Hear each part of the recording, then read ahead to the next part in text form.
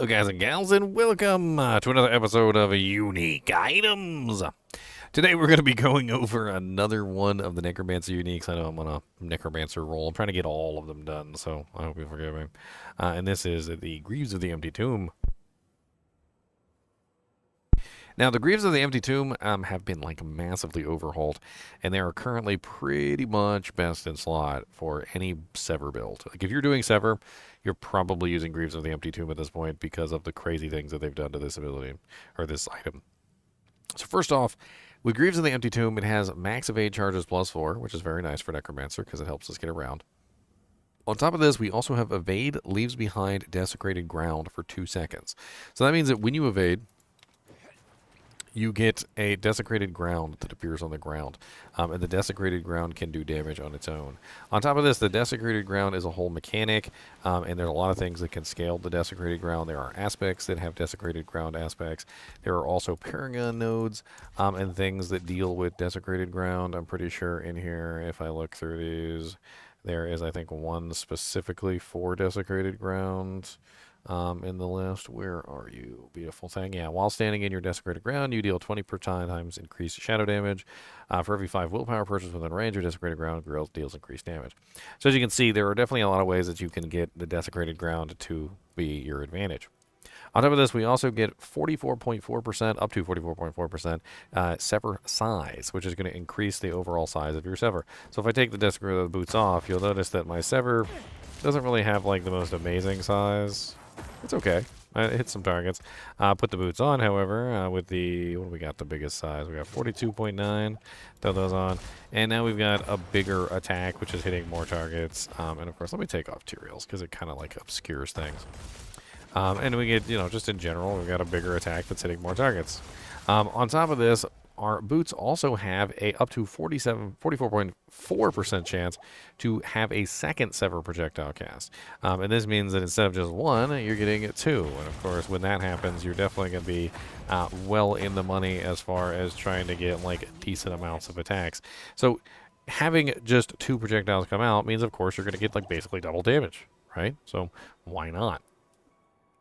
Very, very nice, and especially very nice for freeing up your weapon slot, because if you are utilizing the boots and you have a really nice like greater affix roll with masterworking, you might not even need a sever attacks twice on your weapon, which might free you up to use something like the grandfather or various other items. Now you probably wouldn't use grandfather for this because damage over time doesn't crit, but there are definitely other shadow damage options which could be interesting. Like for instance, maybe like Mortar Crux, which gives you like some interesting simulacrums when you consume corpses, or maybe you could use like for instance Bloodless Scream, which causes a huge bonus when you have the monsters frozen. There's a lot of various options. I don't know what Mr. Nimoy is staring at back there, but he is staring. Look at his little cute little ears. Chinchilla's got such an interesting little shape, don't they? Little fat butts. Sorry. They also has a damage reduction for monsters that are affected by damage over time of up to 11%, which is very nice, of course, because you're going to be making everything have damage over time on it. And then we've got Reaper's Pursuit of a bonus +6, and Reaper's Pursuit is going to give you a run walk speed bonus of I believe it's 5% per, so 5, 10, 15, 20, 25. Like, it's a pretty large amount, and if you already have some points in it, you can get, what is that, up to level 9, so 5, 10, 15, 20, 25, 30, 35, 40, 45, so like 45% increased movement speed, which is pretty crazy. And it basically just activates whenever you hit something with darkness skills, as you can see down here. Like, it's active for a pretty long time.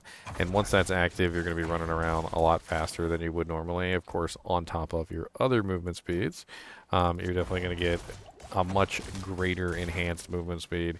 You can only go up to, I think, like 200%, though, so do be careful you're not, like, over-capping. Because, you can maybe take off some and go for the different modifier.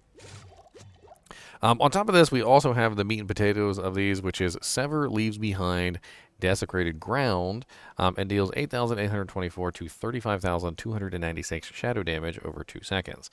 And that basically just appears underneath of the sever whenever you cast it. So if you're casting it from very far away, you see we're getting a very large amount of desecrated ground. But when we cast it from very close up, we don't get as much desecrated ground. But we're definitely getting a large amount of desecrated ground from various things. We've got desecrated ground from dodging, we've got desecrated ground from the sever ability, and of course you can just simply spam your dodges and get large amounts of desecrated ground all over the place for added effect. And if you're scaling desecrated ground and you have other things that are also giving desecrated ground, then you're just going to get tons and tons of desecrated ground damage pumps.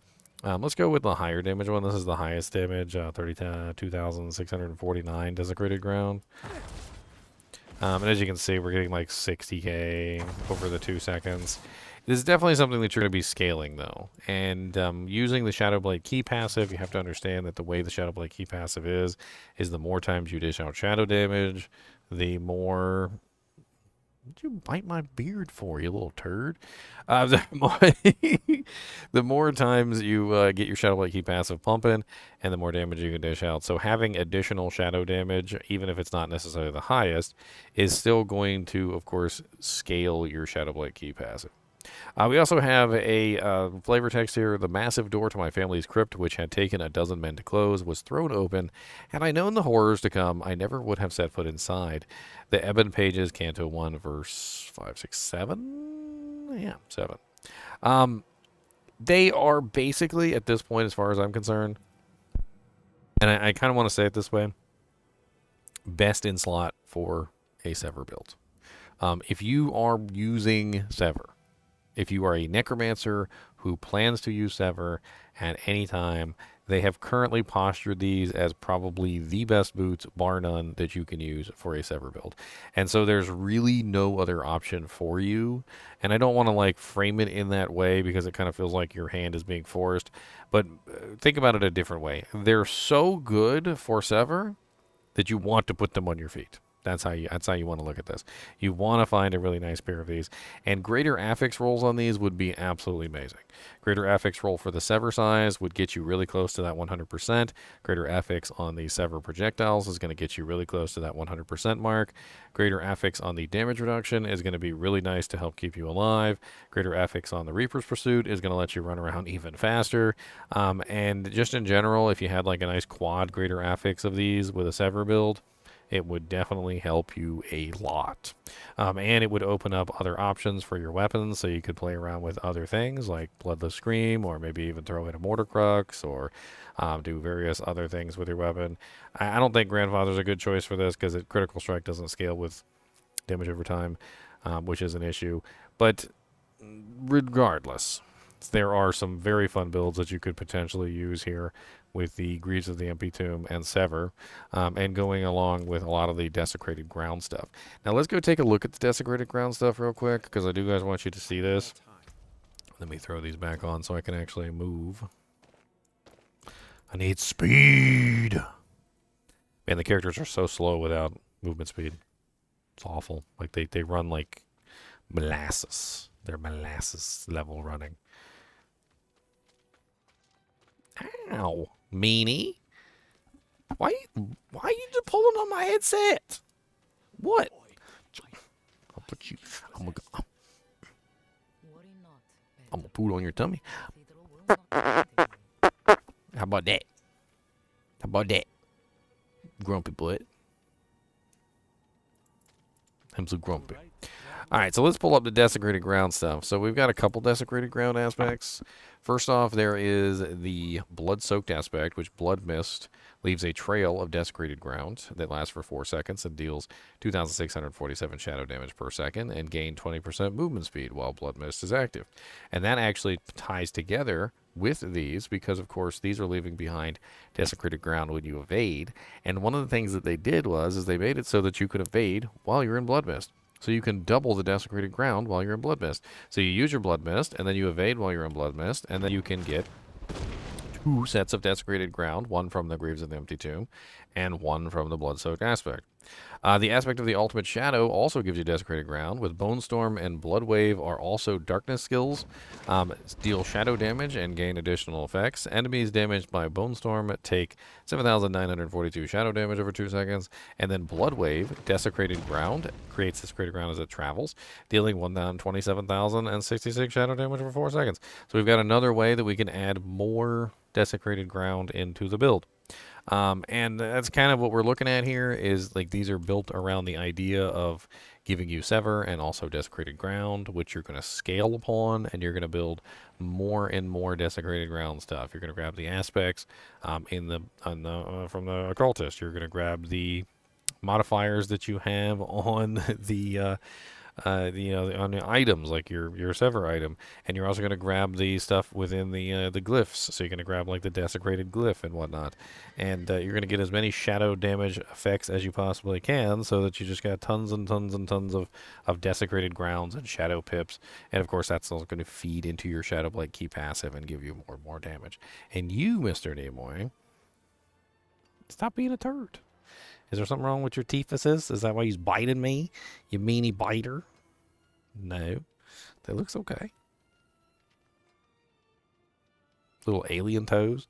Look at his little alien toes. Look. Look at these little alien feet. Alien feet. Look. That's right. I said it. Alien toes. I think that's pretty much it for the Greaves of the Empty Tomb. They are definitely amazing now for Reapers. They are very specific to Sever, though.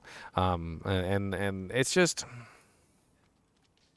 It's one of those things, sometimes you have items that are so hyper-specific to a specific build that that's pretty much all they're good for. And I think that's pretty much all these are good for, too, is if you're not using Sever, then you're probably not going to use these boots. And that's pretty much all there is to it. Anyway, as always, I'd appreciate you guys and gals joining me for these videos, even when Mr. Nemo is being bad and bites me. And as always, hit that like button and subscribe button if you enjoy the content, and keep watching.